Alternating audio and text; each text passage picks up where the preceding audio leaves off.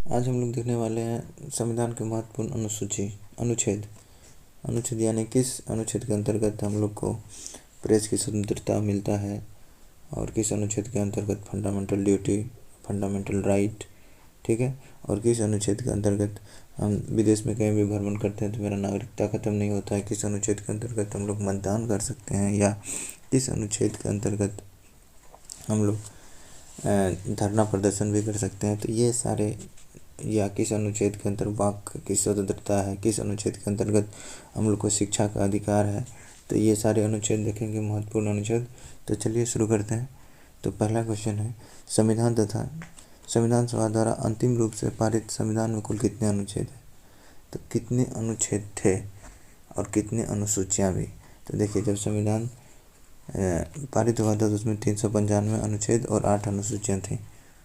दूसरा क्वेश्चन है, वर्तमान समय में भारत संविधान की गणना के दृष्टिकोण से कितने अनुच्छेद और अनुसूची हैं? तो अभी अनुसूची जो है वो 12 हो गई है, लेकिन अनुच्छेद की संख्या उतनी ही है, यानी 395। वर्तमान में भारतीय संविधान में धारा की कुल संख्या कितनी है? तो 395, ठीक है। अगला क्वेश्चन है, संविधान के किस अनुच्छेद में यह अंकित किया गया है कि भारत अर्थात इंडिया राज्यों का संघ है? राज्यों का संघ कौन सा है? अनुच्छेद 1 के अंतर्गत। उसके बाद कह रहा है कि संविधान में अनुच्छेद 1 को भारत को क्या कहा जाता है? राज्यों का संघ, ठीक है। उसके बाद अगला क्वेश्चन है, भारतीय संविधान के किन अनुच्छेद में नागरिकता संबंधी प्रावधान है? तो 5 से 11 में नागरिकता संबंधी क्या है? प्रावधान है। अनुच्छेद 5 से 11 में नागरिकता संबंधी प्रावधान है। उसके बाद है, निम्नलिखित में से किन अनुच्छेद द्वारा भारतीय संविधान नागरिक का मूल अधिकार निश्चित करता है? मूल अधिकार यानी फंडामेंटल राइट। फंडामेंटल राइट किस में है? अनुच्छेद 12 से 35 में। उसके बाद है, नौकरी तथा शैक्षणिक संस्थान में समाज के कमजोर वर्ग के लिए आरक्षण उपलब्ध कराने के लिए केंद्र सरकार को संविधान का कौन सा अनुच्छेद या अधिकार प्रदान करता है? ये है बी, यानी अनुच्छेद 16 के अंतर्गत आरक्षण मिलता है हम लोगों को। उसके बाद है, भारत के संविधान का निम्नलिखित में से कौन सा अनुच्छेद टचेबिलिटी या अस्पृश्यता का उन्मूलन करता है? टचेबिलिटी या अस्पृश्यता का उन्मूलन जो है अनुच्छेद 17 करता है, ठीक है। उसके बाद है नेक्स्ट क्वेश्चन, भारतीय संविधान का कौन सा अनुच्छेद राष्ट्रपति को पुनः निर्वाचन के लिए योग्यता निर्धारित करता है? तो यह है अनुच्छेद 57। कौन सा है? अनुच्छेद 57, ठीक है। उसके बाद है, भारतीय संविधान के किस अनुच्छेद किस अनुच्छेद के अंतर्गत भाषा एवं अभिव्यक्ति की स्वतंत्रता मिलता है नागरिकों को? अनुच्छेद 19 के अंतर्गत। प्रेस की स्वतंत्रता, देखिए प्रेस की स्वतंत्रता किसके अंतर्गत है? तो 19 का 1 के अंतर्गत प्रेस की स्वतंत्रता है, ठीक है। मौलिक अधिकार के अंतर्गत कौन सा अनुच्छेद बच्चों की शोषण से संबंधित है?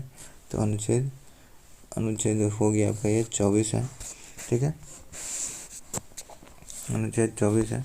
अनुच्छेद 24 बच्चों की शोषण के विरुद्ध है। उसके बाद है, भारतीय संविधान के किस अनुच्छेद में अल्पसंख्यक के हित की संरक्षा की व्यवस्था है? अल्पसंख्यक का हित जो है अनुच्छेद 29 में है, ठीक है। उसके बाद कौन सा अनुच्छेद के अंतर्गत भारत का सर्वोच्च न्यायालय नागरिक को मौलिक अधिकार की रक्षा देता है? ठीक है, नागरिक को मौलिक अधिकार की रक्षा किसके? अनुच्छेद 32, यानी मौलिक अधिकार अगर किसी का हनन होता है तो आर्टिकल 32 के अंतर्गत या तो आप हाई कोर्ट या सुप्रीम कोर्ट जा सकते हैं, ठीक है। उसके बाद है, भारतीय संविधान के किन अनुच्छेद में राज्य के नीति निर्देशक तत्व अनुच्छेद 36 से 51 में है? कब? 36 से 51 में राज्य के नीति निर्देशक तत्व है, ठीक है। उसके बाद है, भारतीय संविधान के अंतर्गत कल्याणकारी राज्य का अवधारणा निम्नलिखित में से किसमें है?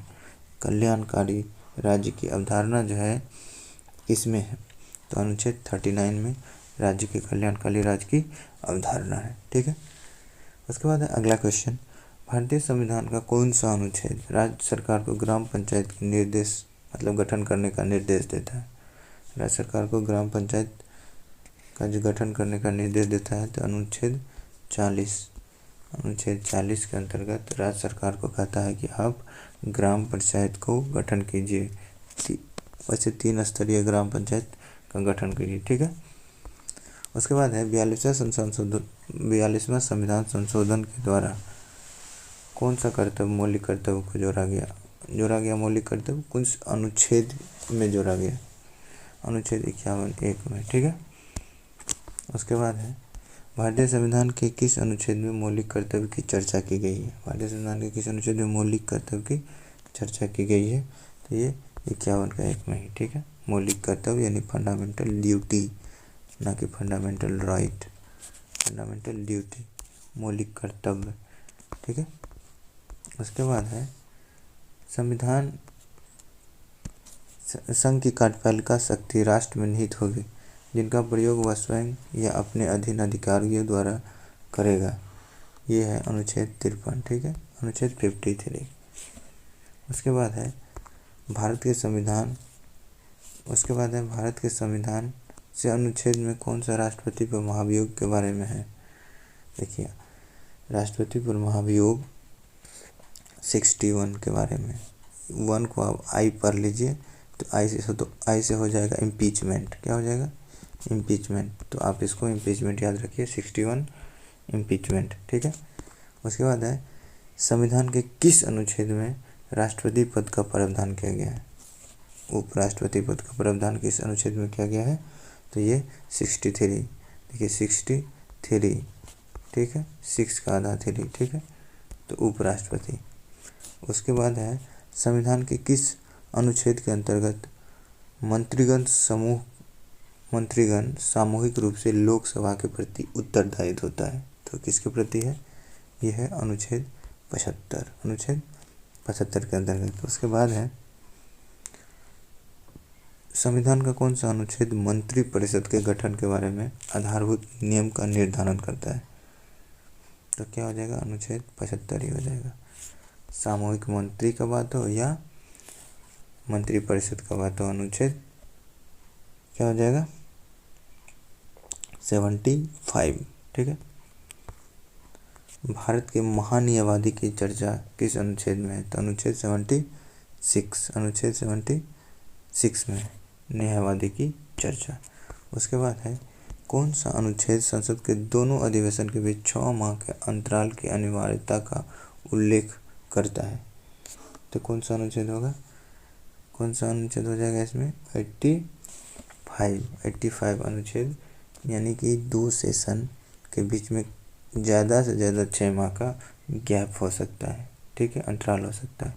ये बात किस में कहा गया? अनुच्छेद 85 में।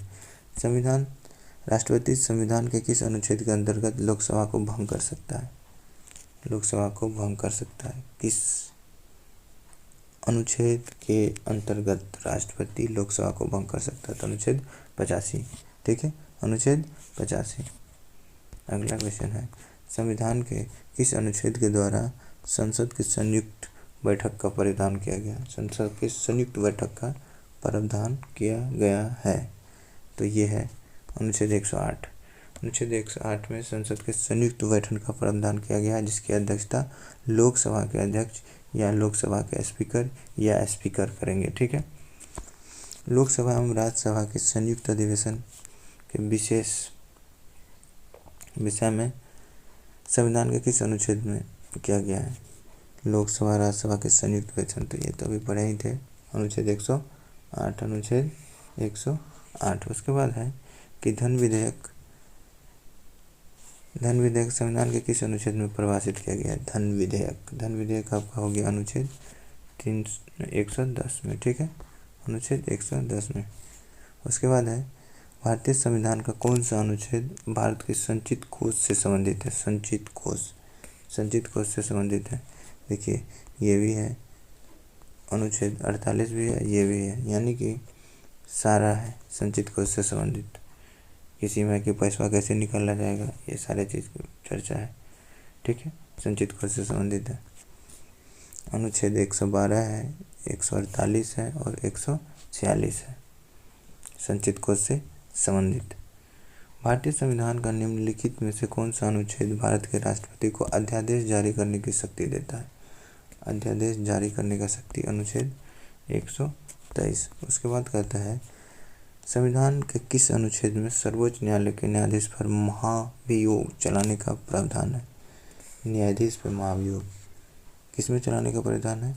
अनुच्छेद 124। और राष्ट्रपति पे 61, राष्ट्रपति पे 61 और सर्वोच्च न्यायालय के न्यायाधीश पे 124। ठीक है, आगे बढ़ते हैं। कहता है कि राष्ट्रपति सर्वोच्च न्यायालय के संविधान को किस अनुच्छेद के अंतर्गत परामर्श ले सकता है? मतलब विचार विमर्श किसी भी बात पे किस अनुच्छेद के अंतर्गत राष्ट्रपति मतलब कि उससे परामर्श ले सकता है सर्वोच्च न्यायालय के न्यायाधीश से? तो ये हो जाएगा आपका 143 143। ठीक है, उसके बाद है सर्वोच्च न्यायालय अपने द्वारा सुने गए किसी भी निर्णय या आदेश को पुनरावलोकन यानी फिर से उसको एक बार रिव्यू कर सकता है। यह व्यवस्था संविधान के किस अनुच्छेद के अनुसार ये रिव्यू कर सकता है? ठीक है, कहने का मतलब ये है, या पुनरावलोकन कर सकता है। तो ये अनुच्छेद 137 के अंतर्गत। ठीक है, उसके बाद है संविधान के निम्नलिखित में से किस अनुच्छेद में यह व्यवस्था की गई है कि उच्चतम न्यायालय द्वारा विनिश्चित विधि भारत के राज्य क्षेत्र के भीतर न्यायालय पर अबाध होगी?